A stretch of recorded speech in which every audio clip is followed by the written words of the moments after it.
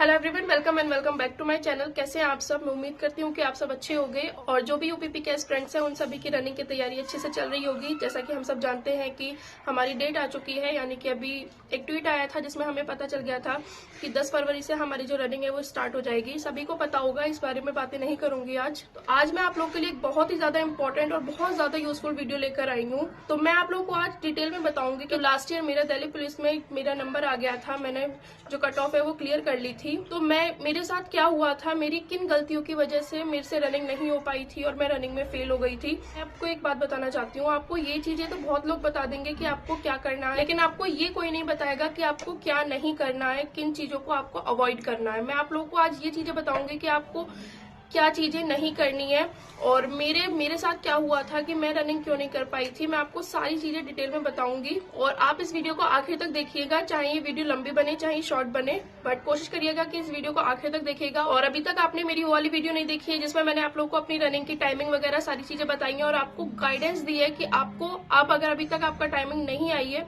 तो अब आपको क्या करना चाहिए, तो मैं आपको लिंक डिस्क्रिप्शन बॉक्स में प्रोवाइड कर दूंगी, आप जाकर देख लीजिएगा वो वाली वीडियो भी। मैं आपको थंबनेल भी लगा देती हूँ यहाँ पर। तो देखिए, मैं पहले आपको पूरी डिटेल बताने वाली हूँ।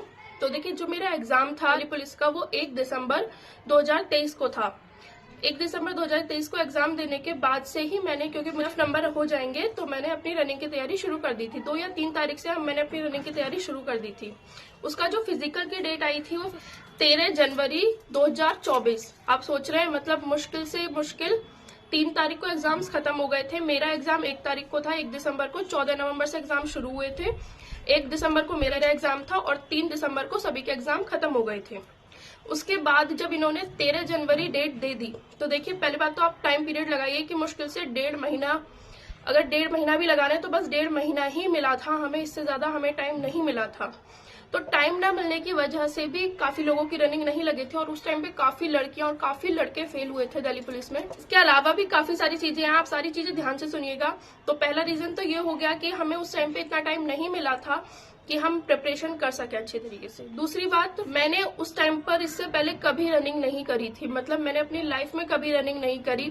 अगर आप में से कोई मेरी तरह है जिसने कभी अपनी लाइफ में कोई फिजिकल एक्टिविटी वगैरह या फिर स्पोर्ट्स वगैरह नहीं खेला है, तो आप लोग रिलेट कर सकते हैं मुझसे कि मैंने उससे पहले कभी कुछ नहीं किया था। आप ये लगा लीजिए, मुझसे 100 मीटर भी नहीं रनिंग होती थी। जब मैं फर्स्ट टाइम 2 या 3 तारीख को रनिंग करने के लिए गई थी, मुझसे 100 मीटर में भी मैं रुक जाती थी, तो मैं 1600 मीटर तो क्या ही रनिंग करती।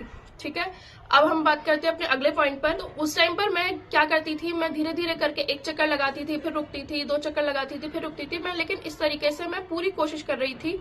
लेकिन ये लगा लीजिए, मैंने एक भी दिन गिव अप नहीं करा। मैंने कभी ये नहीं कहा कि नहीं, मेरे से नहीं होगा, मैं नहीं कर सकती हूँ।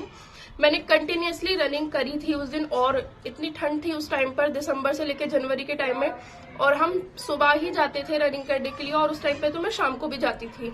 कुछ टाइम बाद, जनवरी जब से स्टार्ट हुई थी, तो मैं शाम को भी जाना शुरू कर दिया था मैंने। तो अब अगर मैं आपको एक मेन बहुत इंपॉर्टेंट चीज बताऊं जो कि काफी लोग गलती करते हैं और ये चीज हमें नहीं करनी चाहिए, अब जिनसे मैं ट्रेनिंग वगैरह ले रही हूँ, जो मेरे कोच है, अब उन्होंने मुझे ये सारी चीजें बताई हैं। मुझे भी थोड़ा सा लगता है कि हाँ, उस टाइम पे मैंने ये गलती करी थी। मैं क्या करती थी, क्योंकि उस टाइम पे बहुत सारे रूमर्स वगैरह चल रहे थे कि 1 तारीख से फिजिकल स्टार्ट है, 2 तारीख से स्टार्ट है, मतलब बहुत सारे चल रहे थे।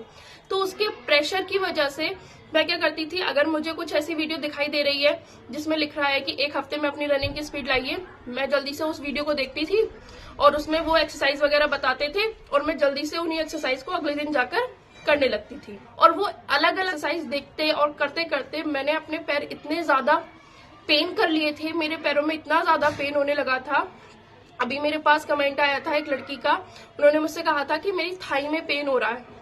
मेरी भी सेम उस टाइम पर यही कंडीशन थी कि मेरी थाई इतनी ज्यादा भर चुकी थी कि जो सेम पहले जैसे मैं थोड़े बहुत 2-4 चक्कर लेकर आई थी ना रो पीट कर, उस टाइम पे मैंने इतनी गलती कर दी नई एक्सरसाइज करके कि मेरे से उतना भी नहीं दौड़ा जाने लगा। अब मेरे से पूरा 400 मीटर का चक्कर भी कंप्लीट नहीं हो पाता था। तो आई होप मैं क्या कहना चाह रही हूँ आप लोग समझ रहे होंगे कि आपको क्या नहीं करना है। आपको ये नहीं करना है कि आपको नई टाइप के वीडियोस वगैरह देखकर, जिसमें वो एक्सरसाइज वगैरह बताते हैं, लेग की स्ट्रेंथ ट्रेनिंग वगैरह बताते हैं, फास्ट स्पीड करने की एक्सरसाइज वगैरह बताती है, तो अब वो टाइम नहीं है जब आप वो सारी एक्सरसाइज फॉलो करें। अब अगर आप वो सारी एक्सरसाइज करते हैं तो पहले तो आपके बहुत ज्यादा पेन रहने वाला है, कम से कम 1 हफ्ते तक आपका पेन रहेगा। और अगर बाई चांस आप उन एक्सरसाइज को कंटिन्यू नहीं कर पाते हैं तो फिर वो पेन जाने का नहीं है, क्योंकि यही सारी गलती मैंने करी थी और मेरा पेन नहीं गया था बिल्कुल भी पैरों में से।